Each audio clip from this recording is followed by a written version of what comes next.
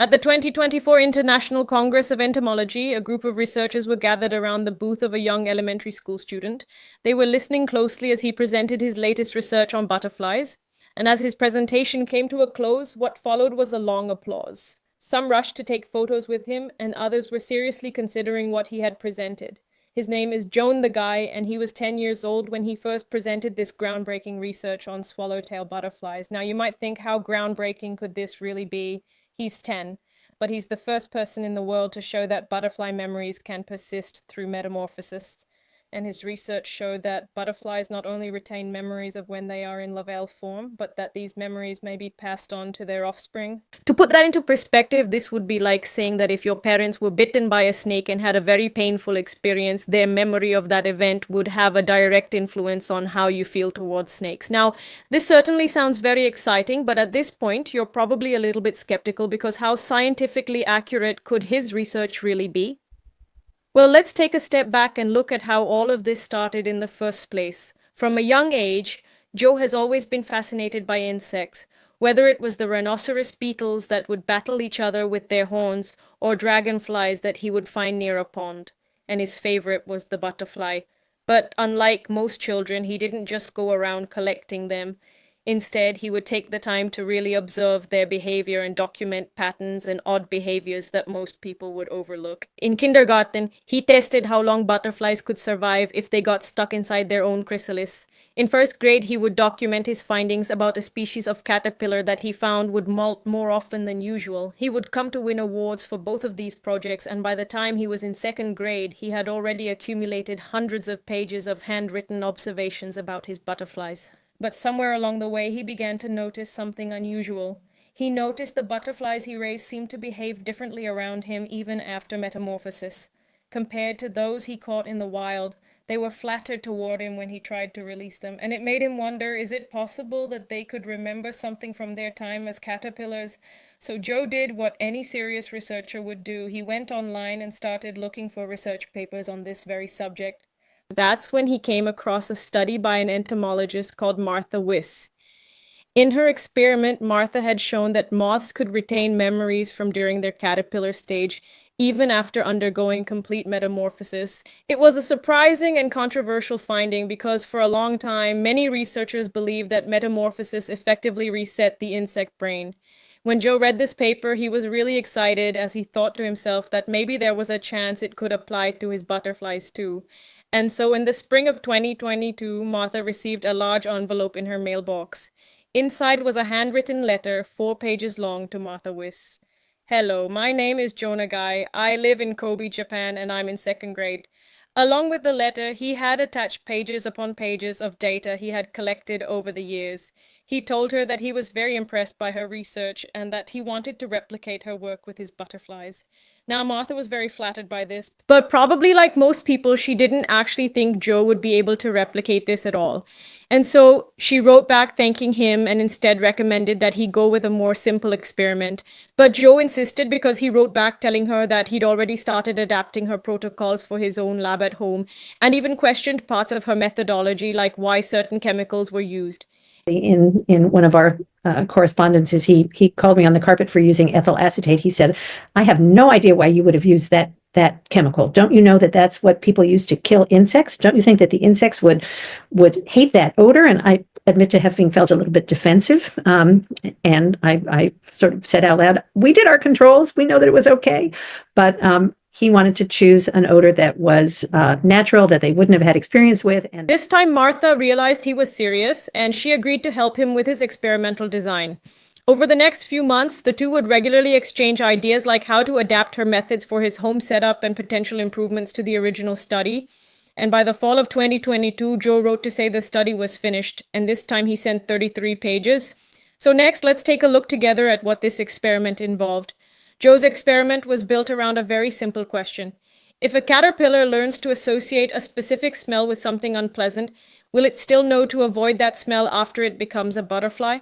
To test this, he followed a method similar to the original moth experiment, but not only did he adapt this for swallowtail butterflies, he also made several improvements to the methodology that we will take a look as we go through the experiment itself. First, Joe would expose the caterpillars he raised to a specific smell, And immediately, here is where his first improvement comes in. In the original experiment, the smell used was ethyl acetate, which smells a little bit like nail polish.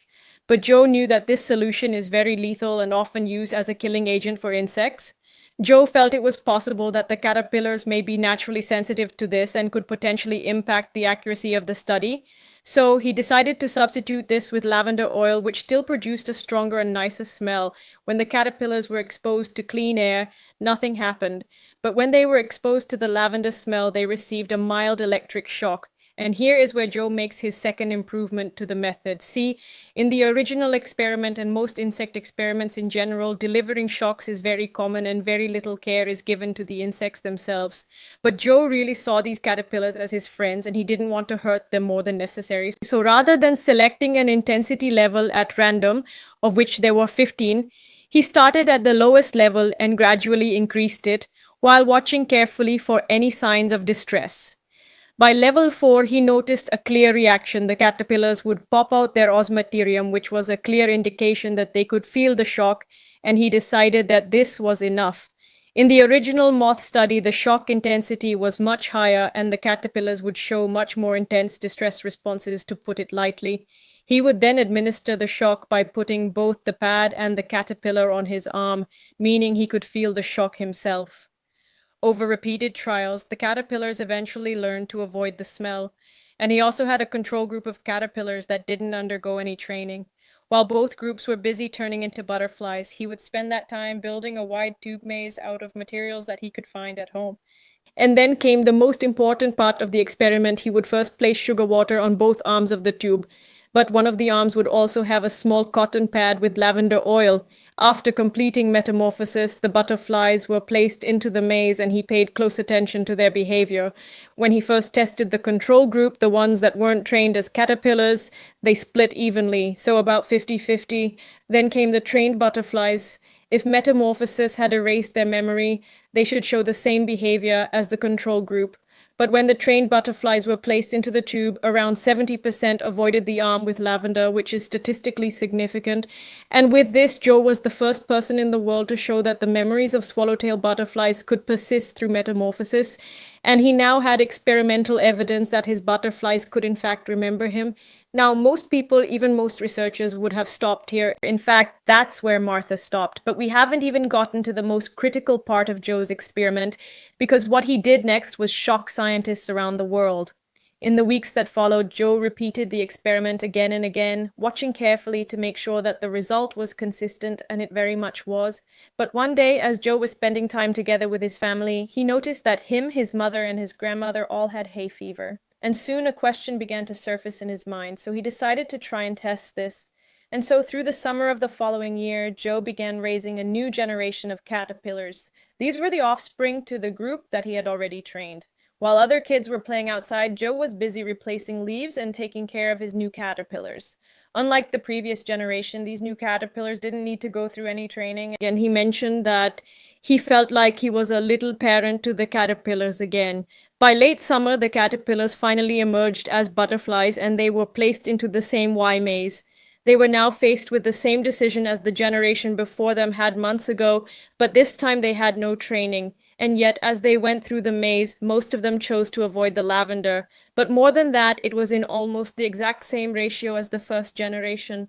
This suggests that learning doesn't just alter behavior, but it may fundamentally alter the biology of the butterflies in a way that may be carried into future generations. Now, this is pretty amazing, right? But we aren't done just yet. Because when Joe saw this, he thought to himself that if memories could be inherited to the next generation, how far does this really go? And so he decided to breed his butterflies one more time. And again, the results seem to support what he had already seen, with the majority of butterflies avoiding the side with the lavender pad, even in the grandchild generation. He later also finds that this behavior seems to be more prevalent in the male offspring compared to the females. But perhaps the most impressive thing out of all this is Joe's ability to show restraint. He notes that the sex-linked behaviors from the third generation dataset is still small, as it was never something he intended to test initially. So as exciting as it is, he plans to do more trials and more rigorous testing before any strong conclusions can be made. By the end of the summer break, Joe finished collecting all his data across his experiments, and with this, he had gathered a strong body of evidence to show that memory and learning may in fact persist beyond a single generation. Whether the sex-linked effect ultimately holds across larger data sets is something Joe is still trying to figure out, but what he had achieved is already remarkable. And as news of his work spread, something unusual began to happen. As science fairs and conferences, people began lining up to speak with him. Researchers who had spent decades in the field were suddenly listening carefully as a 10-year-old explained transgenerational memory in butterflies. He was even invited to present his work privately to the Crown Prince of Japan. And eventually, in December 2024, he finally met Martha Wiz, the scientist whose paper had started all of this. 2 years earlier, the 4-page letter he mailed across the world had not only earned him a mentor, it had set him on a path that would come to shape the researcher he is today. Joe's research on butterflies suggests that our experiences may leave deeper biological traces than we once assumed, that learning may not just shape behavior in our own lifetimes, but potentially influence physiology in ways we're only beginning to understand. To truly figure out how far this really goes, it will require more rigorous testing, replication across different species, but perhaps most importantly, the courage to ask questions no one has asked before. Because in Joe's world, there are no stupid questions. There's no hesitation to ask something, even if it may turn out to be wrong. And as I was making this video, I couldn't help but feel a little bit emotional. There was something about Joe's work and his approach that made me feel something I haven't felt in a long time. Because this whole thing wasn't born out of ambition or the pursuit of a scientific breakthrough. It was simply a 10-year-old trying to figure out whether his butterflies could actually remember him.